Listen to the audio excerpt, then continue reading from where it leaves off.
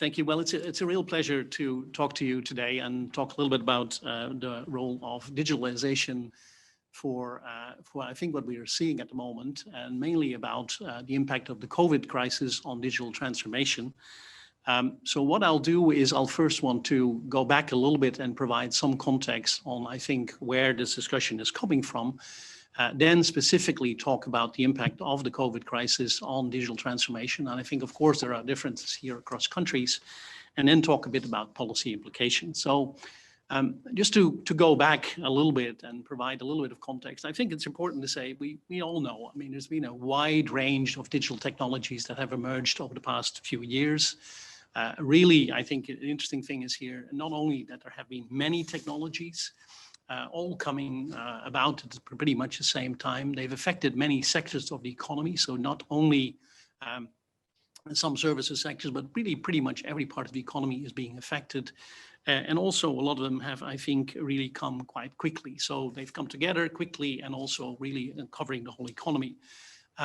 Now that raises, I think, a number of issues for policy because they change a little bit how the economy is working in different areas. So if we're thinking about value creation, for instance, we've gone from an economy, and that's a slow process, but I think it's accelerated because of the digital economy, an economy which is very much around machinery, buildings, and structures as really the main capital that companies were relying on to really a move to intangible assets. So it's R&D, software, data, I think is a really important one, becoming more and more important in the economy. And I think the example here is going from a manufacturing company to companies like Uber, but you even see it in some current manufacturing companies, a company like Tesla, for instance, in the automobile industry, where also intangibles have become more important.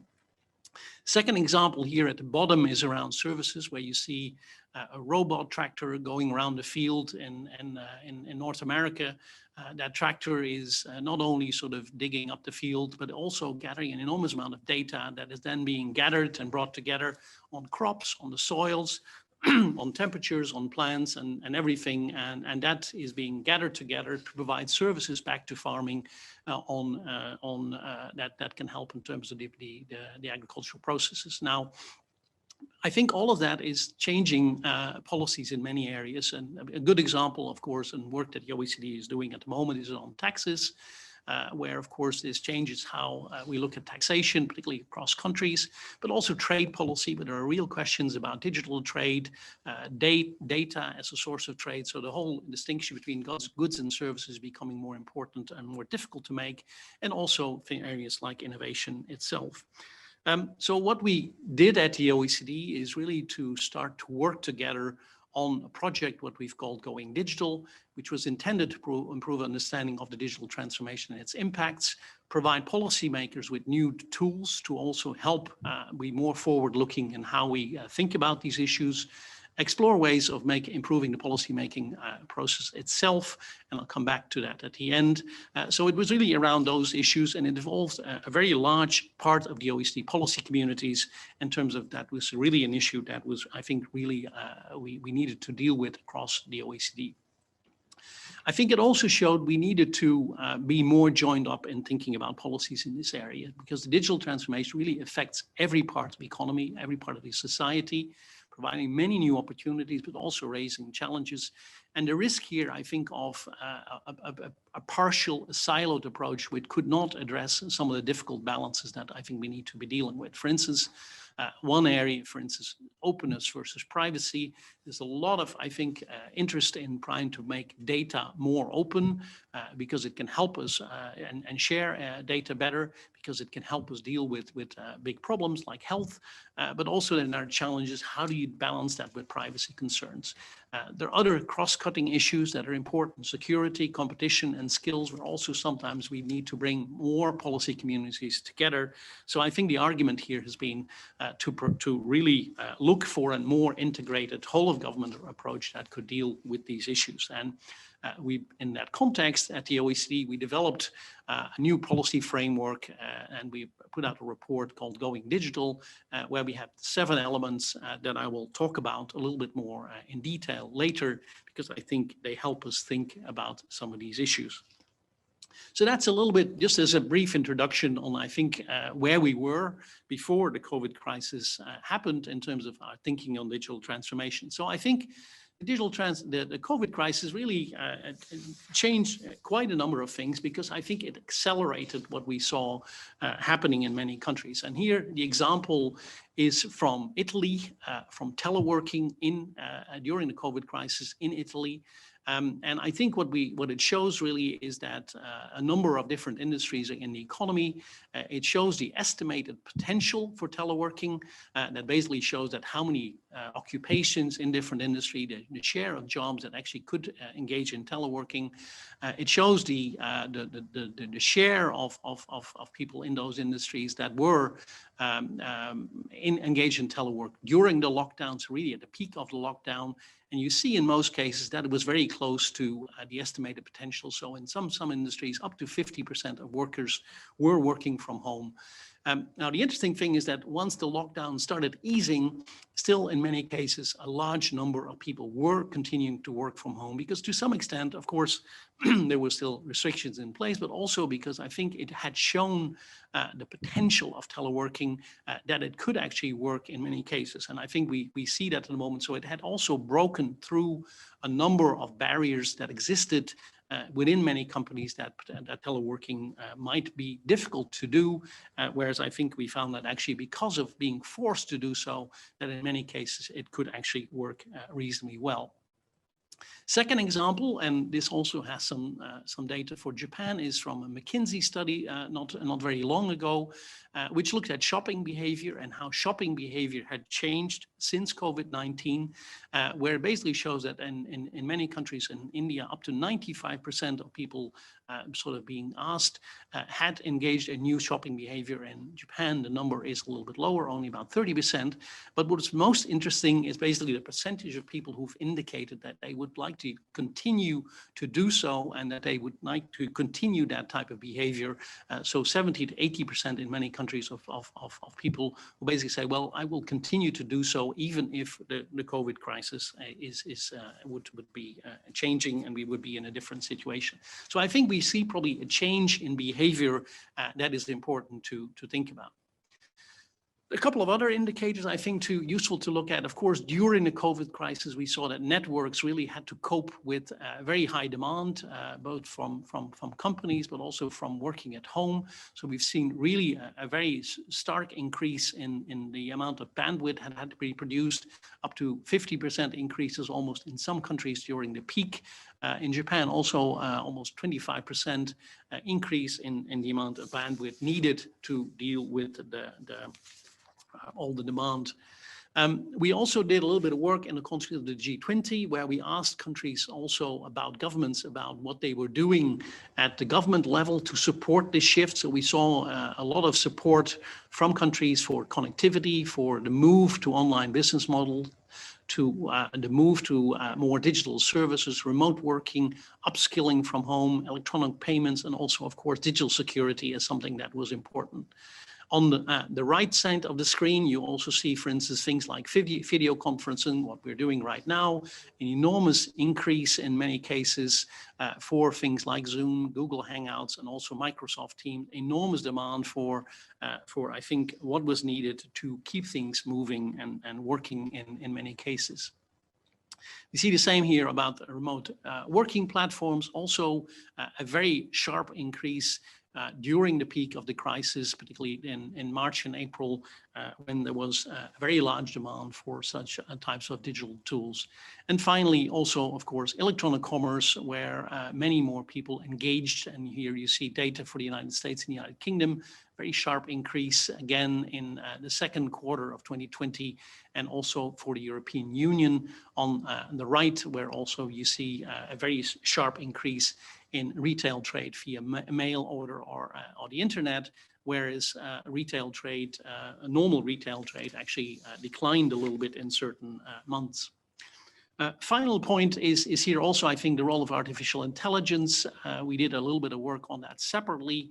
Again, and of course, there are many other tools. Robots have played a role in terms of what they were doing to support, I think, the response to the crisis, where artificial intelligence has also played an important role in things like detection, prevention, response, and recovery in many different elements. So let me talk a little bit about what all of this might mean for policy. And of course, I mean, there are far more data, I think, coming forward at the moment.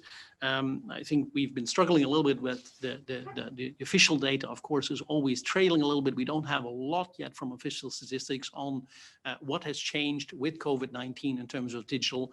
But I think we do see it from some of the data that something seems to have changed. So let me talk a bit about policy. First, I think we've been in this process of digital transformation for some time. And I think what COVID-19 seems to have done is really accelerate this process. So basically, it is moving more quickly.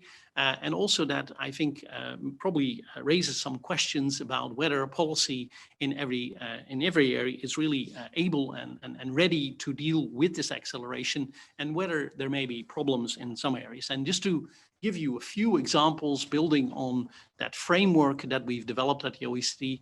I think first on access, that I think it shows probably that connectivity is becoming even more important. If we do see a move to a more digital economy, it is even more important that everybody, every region, every person, every individual, every company is connected and can benefit from the opportunities.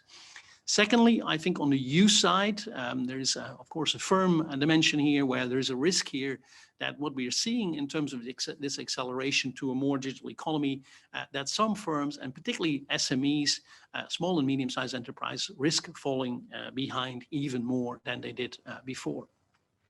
Thirdly, on the innovation side, I think here we've seen a lot of innovation. Investing in that is probably even more important now to try and sort of generate some of the new opportunities, because we're probably going to see a fairly structural shift in the economy as well, where it is important to develop new opportunities. Fourth, on jobs, I think, of course, this also, if we do see this digital transformation, the OECD has, I think, clearly said that, of course, there will be losers here and people will lose jobs in some cases. We also still will see a lot of new jobs being generated. And the real issue here is how do we develop, provide people with the new skills that will be needed in this economy that looks quite differently. The questions about well-being and inequality, I think, is everybody able to cope? What are some of the social implications of this economy? On the trust side, I mentioned security earlier already. Privacy, I mentioned already. They will probably require more focus. And then I think on the market side, there are issues around, do we risk also that a number of large companies will become even more important and that there is a risk of market concentration? So let me say a few words more about some of these issues. Now, I think the first one is the whole discussion on digital divides. I think Japan overall is doing extremely well in terms of for its high-speed connections. This is data from the OECD on fiber broadband, where Japan is amongst the top in the OECD in terms of the total number of fixed broadband subscriptions. So doing extremely well. Perhaps the only issue here, I think, is perhaps certain social groups might still need a little bit more connectivity, and particularly here we see some of the elderly in Japan lagging a little bit compared to the same position in some other countries, which could be require an area and more focus. Second point I wanted to make on access, on the discussion on connectivity is is say a little bit of word as well on data, because I think this is also becoming more and more important in the discussion about access. The whole issue about how do we provide better access to data. Data is really a fundamental asset, a fundamental capital, a piece of capital in the digital economy, but we don't necessarily share enough of it. We don't really use it as well as we could, which is also something, of course, that Japan put on the agenda very clearly in the 2019 G20 presidency. The other second, I think, issue is, I think, the whole discussion about the use by Japanese firms, in particular, of digital technologies. This is some of the data we have at the OECD on the use of digital tools in enterprises. You see the Japanese position in the little orange circle. You have the lowest and the highest in the OECD, and a little bit the range, which is the blue part, where about 50% of the OECD countries are located. And you see that Japan is doing quite well in a number of areas like websites, cloud computing, but not quite as well in areas like social media, but also electronic commerce, where perhaps it is lagging a little bit compared to some of the leaders in Europe. So the question is, well, what is the issue about the use of some of these advanced technologies within firms and some of the applications in the Japanese context? The second issue is, of course, I think the question on SMEs. The example here is cloud computing. Japan actually doing extremely well amongst the leaders in the OECD in the use of cloud computing. But we always have this issue about the smallest enterprises not doing quite as well. And I think that is an issue that is going to be more and more important. How can we help these smaller firms coming sort of also getting on board in this digital transformation? Third issue, very briefly, is innovation. I think this is data from our Science, Technology, Innovation Outlook that was released 2 weeks ago, where we were looking at how sort of innovation has changed in terms of the spending on R&D. And it's interesting here to see a number of industries, very large actually increases during the COVID-19 crisis, and particularly in some of the digital sectors, but also, of course, the pharmaceutical industry, whereas in the more traditional, more of the particularly automotive and also aerospace, we see typically R&D is really sort of fallen, of course, because the markets are very different. Revenue situations in some of these sectors has been quite different in terms of experiences. So there is a question here, well, what will this mean for the innovation landscape? Typically, R&D tends to fall during crisis. The question is a little bit, will this actually increase the diversity across industries and also perhaps possibly across countries in terms of innovation performance? And what will this mean in terms of the challenges, but also the opportunities? Fourth issue, I think a really important one, is skills. I mentioned that in the beginning already. Japan has some real strengths here, I think, particularly in some of the more harder skills, science, mathematics, reading, ICT skills. Japan is here in this one in terms of top performance in science, mathematics, and readings amongst the top in the OECD in terms of student performance. So I think a very good position. But I think we also need other skills that will be important to complement the more digital skills, the harder skills that are important. And this is a rather complicated slide. I think it's probably only necessary to focus on the little one, which is average of the working population. This is an indicator on problem solving, which is a more non-technological sort of skill, where Japan is a little bit more in the middle in terms of the OECD countries. And another one, a final one, is another indicator on skills to learn, readiness to learn, and creative thinking, where Japan is really at the bottom in the OECD. So there are probably questions here about the types of skills. Does Japan have all the skills needed to really participate in this skills transformation? Fifth issue is well-being. I think this is one where the discussion is increasing. What are the impacts of the digital economy on well-being, on societal sort of issues, on mental health, for instance, and so on. Interesting, I think Japanese people spend less time on the internet than many European countries or Latin American countries, which may be a good thing in terms of also well-being concerns. But I think this is still a question that is open a little bit. Sixth issue is trust. In this case, I just put something on transborder data flows, but of course this has national issues in terms of digital security, privacy, consumer protection. It also has international dimensions where I think we need to work more still on some of these dimensions to make sure that we do have clear digital security in place, that privacy is being protected, and also that there is some international harmonization, or at least cooperation and interoperability, some of the regimes. And let me end with the final one, which is on markets, where I mentioned already the issue of possible concentration. There's also a risk that we've seen in some countries of the new firm creation really dropping during parts of the crisis. It seems to be picking up a little bit now, and again, in some countries. Japan seems to be doing reasonably well in this context, because there is a risk of fewer new firms, fewer new innovation opportunities, perhaps during this period, which could add to what we've seen happening already in a number of countries where business dynamism has gone down in many sectors of the economy. So fewer new firms entering, few firms also being the reallocation in the economy going down, which is not a good thing if we think about an economy as one where there is really a need for what we call creative destruction, a lot of change in the economy to keep it working overall. And the final point here is, I mentioned concentration already. We do see in a number of countries, and unfortunately I don't have data for Japan here, we do see that industry concentration has gone up. So there is a question a little bit, is this something that we need to start worrying about? Is there a threat to competition here, or is this something that we can control? So let me start wrapping up a little bit with a couple of policy challenges that I would like to put on the table also for the Japanese case. And I think to some extent, of course, Japan probably hasn't seen the same type of lockdowns as we've seen in European countries, so it may not have seen the same acceleration in digital transformation as we've seen in some other parts of the OECD. But however, I think also because perhaps things may be accelerating more quickly in other OECD countries, it is important to also look at, well, what does that mean for Japan in its own domestic context, and how can we overcome some of the issues and challenges that are still there.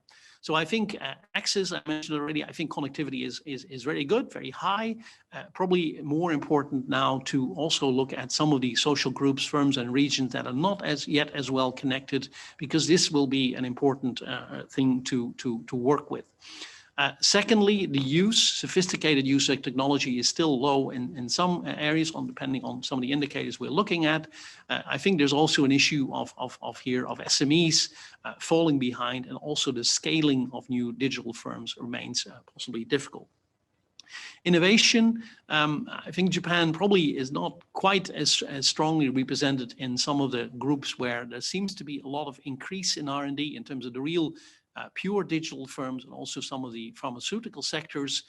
So I think the question is a little bit, what does this mean for Japan? How can we make sure that the science and innovation performance of Japan, which is strong, can also be turned into new growth opportunities going forward? And there's a longer term agenda, but I think it's an important one to remind here as well. Fourth one, jobs and skills. Japan has strong technical skills, but there may be some challenges with new skills needs, creativity, the ability to learn, that are important complements to these technical skills. Well-being, a growing concern in many countries. Again, I think interesting and important to keep in mind. Trust, digital security and privacy are growing challenges, and also I think the data flow discussion here is important. And then I think on market openness, competition is a challenge, and e-commerce is probably a new opportunity where Japan at the moment is still lagging a little bit.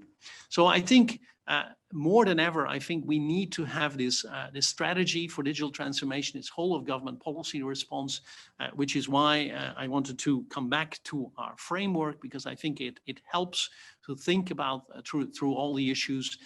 We've also done a lot of work at the OECD on measurement to try and basically say, how can we underpin those policy frameworks as well with indicators? And this is from our Going Digital Toolkit online, where you can look at different indicators of access, use, innovation, jobs, society, trust, and market openness to basically see how Japan compares to the OECD average, but also to the top OECD performance, and understand a little bit better where some of the gaps may be. Final policy point I wanted to make is also about new approaches to policymaking. And I know this is something also Japan has been shown a lot of interest in work which we're doing on governance innovation, because I think we also probably are in a situation where the speed of change has been increasing, but also we are seeing a little bit, and in my examples earlier on about intangibles and services, review policies to basically make sure that the concepts, the ideas that we based them on are still relevant and still work. And for instance, an old example was when we saw in some countries the sort of legislation around retailing and e-commerce, where the legislation was still based on physical location, which did not make that much sense anymore. I think also on the regulatory side, there's a lot of discussion at the moment on what's called agile regulation, avoiding too narrow, too specific regulation or rigid standards, because they may become obsolete if technology keeps on changing. So it may be important to look more at broadly at principles. A lot of discussion as well about more experimental policies, about what's called iterative policies, where some countries have introduced sandboxes to really experiment in a small area or a small policy area with new policies to facilitate risk-taking and innovation. That's another, I think that is important. We also think it's important to look at policies quite frequently to make sure, and particularly if they are affected by the digital economy, to make sure that they remain fit for purpose, and also and make sure that within the government there is enough understanding of the digital transformation. So we've seen, I think, an increase, for instance, in several countries with the introduction of chief technology officers and other technical people within government can help policymakers understand what is going on. And then a final point, I think, which resonates with our colleagues in METI is around the use of data and digital tools for better policy making, because that can help as well to help us move forward. So let me end with a little bit of advertising. We have a lot of material done. Our Digital Economy Outlook came out in October, November last year. Lots of papers specifically looking at how the digital tool technologies worked within the crisis and what they have been doing. Many more policy briefs in that area that are available online, and you can click on these links to look at them. And finally, more work is available also in our Science, Technology and Innovation Outlook. Thank you very much. I look very much forward to your comments, and I'll end here. Thank you.